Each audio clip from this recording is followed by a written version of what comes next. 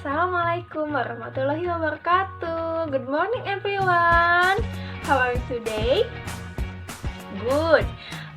Nah, anak-anak, sebelum memaparkan sebuah materi, saya akan menjelaskan kompetensi inti, kompetensi dasar, dan indikator pencapaian kompetensi.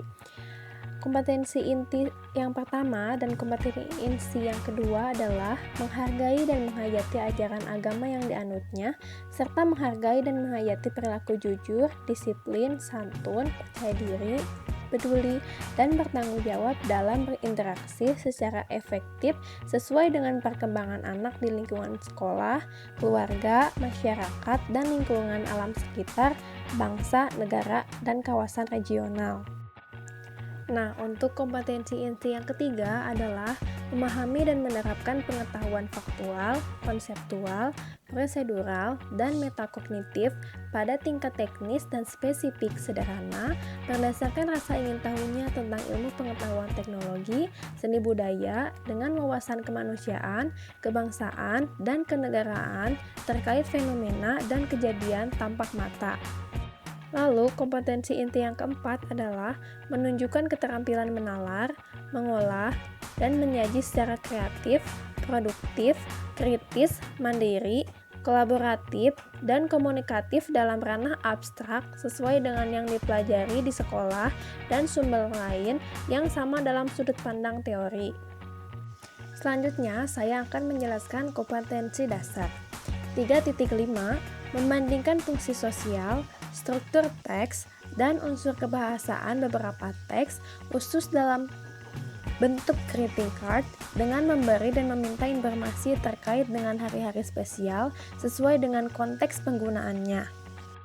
Lalu untuk 4.5 menyusun teks khusus dalam bentuk greeting card sangat pendek dan sederhana terkait hari-hari spesial dengan memperhatikan fungsi sosial, struktur teks, dan unsur kebahasaan secara benar dan sesuai konteks. Dan terakhir, saya akan menjelaskan tentang indikator pencapaian kompetensi. Yang pertama adalah mengidentifikasi perbedaan dan persamaan dari beberapa greeting card untuk hari spesial tertentu. Yang kedua adalah mengidentifikasi ucapan selamat yang ada dengan ucapan dan tekanan kata yang benar. Dan yang ketiga adalah mengidentifikasi perbedaan dan persamaan dari beberapa greeting card untuk event lain. Lalu, untuk yang keempat, membuat greeting card terkait hari istimewa yang relevan dengan peserta didik saat itu. Dan yang terakhir adalah menyajikan penilaian dari hasil identifikasi, perbedaan dan persamaan greeting card. Baik anak-anak, mungkin itu pemaparan kompetensi inti, kompetensi dasar, dan indikator pencapaian kompetensi. Selanjutnya, saya akan menjelaskan materi dari greeting card. Before we begin, does anyone knows what is greeting cards? Well, a greeting card is an illustrated message that expresses such as affection, goodwill, gratitude, sympathy, or other sentiments. Greeting cards are usually sent in observance of a special day or event and can be divided into two general classifications. The first is seasonal and the second is everyday. Seasonal include Christmas Day, Mother's Day, Valentine's Day, Father's Day, Idul Fitri, and graduation.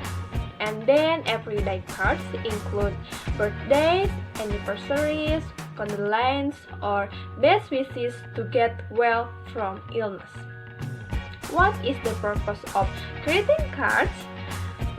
Kira-kira teman-teman tahu nggak sih apa tujuan dari greeting cards atau kartu ucapan itu? Ada yang tahu nggak? The purpose of greeting cards. There are three purpose of greeting cards. The first is to congratulate someone's achievement. The second is to express sympathy or happiness on someone, and then to motivate someone on gaining achievement. The structure of the greeting cards has three items. The first is receiver, the second is body, and the last is sender. Receiver contains the name for whom this greeting card is addressed. Like example is Dear Anna or To my beloved father, and then the body. The sender can insert congratulations, prayers, and wishes in the body. And the last is sender. The senders include their name or initial. Jadi biasanya kartu ucapan itu terdiri dari satu helai kertas yang di situ terdapat banyak foto atau gambar yang menarik untuk dilihat ya sebagai hiasan dari kartu ucapan itu. Dan biasanya kartu ucapan itu bentuknya sangat kecil, persegi, sangat kecil pokoknya. Lalu biasanya receiver atau penerima itu disimpan pada pojok kiri atas dari kartu ucapan, seperti Dear Anak, disimpannya di kiri atas. Bagian pertama itu selalu receiver, lalu ke bawah ada body. Jadi isi kartu ucapan itu diletakkan di tengah, kayak wishes, ucapan atau doa yang kita berikan kepada penerima itu disimpan di bagian tengah kartu ucapan itu. Lalu si pengirim atau sender itu sendiri biasanya nama kita yang pengirimnya diletakkan di bagian pojok kanan bawah, seperti Your best friend Adinda Prasasti, biasanya disimpannya tuh di bagian pojok kanan bawah si penerimanya itu, kurang lebih seperti itu. Here is an example of greeting cards. This is send receiver, and then the body, and then the sender, like that. Do you get it?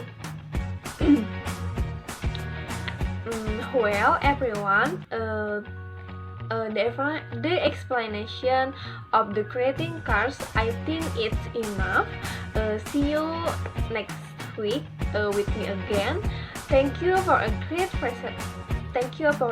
attention. Wassalamualaikum warahmatullahi wabarakatuh.